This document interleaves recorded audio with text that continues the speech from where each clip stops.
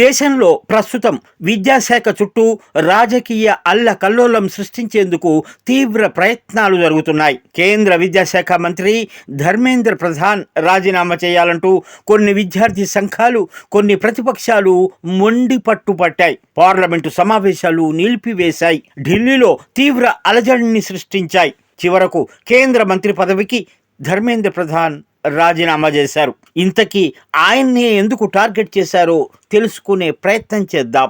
ధర్మేంద్ర ప్రధాన్ రాజకీయ ప్రస్థానం నిబద్ధతకు, అంకిత భావానికి, కష్టపడే తత్వానికి నిదర్శనం. ఒక సాధారణ విద్యార్థి నాయకుడిగా తన ప్రజారంగాన్ని ప్రారంభించి విద్యార్థుల సమస్యలపై పోరాడుతూ దశాబ్దాల పాటు క్షేత్రస్థాయిలో ప్రజలతో మమేకమై కేంద్ర మంత్రి స్థాయికి ఎదిగిన బహుముఖ ప్రజ్ఞాశాలి ఆయన. ప్రధాని నరేంద్ర మోదీ నాయకత్వంలో ఆయనకు అప్పగించిన ప్రతి బాధ్యతను అత్యంత సమర్థవంతంగా, పారదర్శకంగా నిర్వర్తించారు. గతంలో పెట్రోలియం మరియు సహజ వాయువుల శాఖ మంత్రిగా ఉన్న సమయంలో ఆయన చూపిన చొరవ అసాధారణమైనది. చారిత్రాత్మక ఉజ్వల పథకం ద్వారా దేశవ్యాప్తంగా కోట్ల మంది పేద గ్రామీణ మహిళలకు ఉచిత గ్యాస్ కనెక్షన్లు అందించి వారి జీవితాల్లో వెలుగులు నింపారు. ఎంతటి సంక్లిష్టమైన శాఖనైనా తనదైన కార్యదీక్షతో అవినీతికి తావు లేకుండా పారదర్శకంగా నిర్వహించి ప్రజాదరణ పొందిన నాయకుడు ఆయన. కేంద్ర విద్యాశాఖ మంత్రిగా కూడా ధర్మేంద్ర ప్రధాన్ దేశ విద్యా వ్యవస్థ రూపురేఖలను మార్చేశారు. ఆధునిక సవాళ్లకు అనుగుణంగా తయారు చేసిన నూతన జాతీయ విద్యా విధానాన్ని అత్యంత సమర్థవంతంగా అమలు చేశారు. ప్రధాని మోడీ మార్గదర్శకత్వంలో భారతీయ విద్యా వ్యవస్థను అంతర్జాతీయ స్థాయికి తీసుకెళ్లారు. విద్యార్థుల్లో క్రిటికల్ థింకింగ్, నైపుణ్యాభివృద్ధికి పెద్ద పీట వేశారు. ప్రాథమిక స్థాయి నుండి ఉన్నత విద్య వరకు మాతృభాషలోనే బోధనకు ప్రాధాన్యతనిస్తూ గ్రామీణ ప్రాంత విద్యార్థులకు నాణ్యమైన విద్యను చేరువ చేశారు. డిజిటల్ విప్లవంలో భాగంగా ఆధునిక సాంకేతిక పరిజ్ఞానాన్ని తరగతి గదులకు అనుసంధానించారు. విశ్వవిద్యాలయాల్లో పరిశోధనలకు నిధులు పెంచడం వంటి ఎన్నో విప్లవాత్మక మార్పులను ఆయన వేగవంతం చేశారు.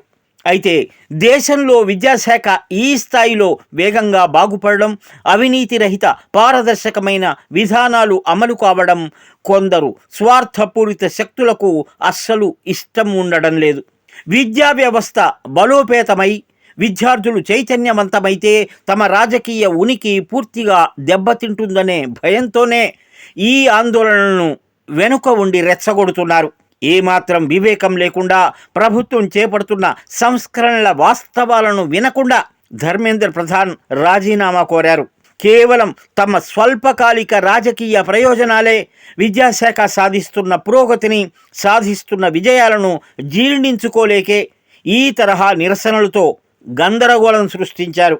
సంస్కరణలు వేగవంతమవుతున్న ఇటువంటి కీలక సమయంలో దుష్ప్రచారాలు, రాజకీయ కుట్రల పట్ల దేశ ప్రజలు, ముఖ్యంగా విద్యార్థి లోకం ఎంతో అప్రమత్తంగా ఉండాల్సిన అవసరం ఉంది. నరేంద్ర మోడీ ప్రభుత్వం విద్యా వ్యవస్థను మరింత ఉన్నత స్థానానికి తీసుకెళ్లేందుకు కట్టుబడి ఉంటుందని గుర్తించాలి. ధర్మేంద్ర ప్రధాన్ స్థానంలో నిబద్ధత గల నాయకునికే విద్యాశాఖ అప్పగిస్తారు అనడంలో సందేహం లేదు. దేశ అభివృద్ధిని, విద్యారంగ పురోగతిని అడ్డుకోవాలని చూసే ఇటువంటి కుట్రలను తిప్పికొడుతూ భావి భారత ప్రయోజనాలకే మొదటి ప్రాధాన్యం ఇవ్వాల్సిన అవసరం ఎంతైనా ఉంది. జై హింద్.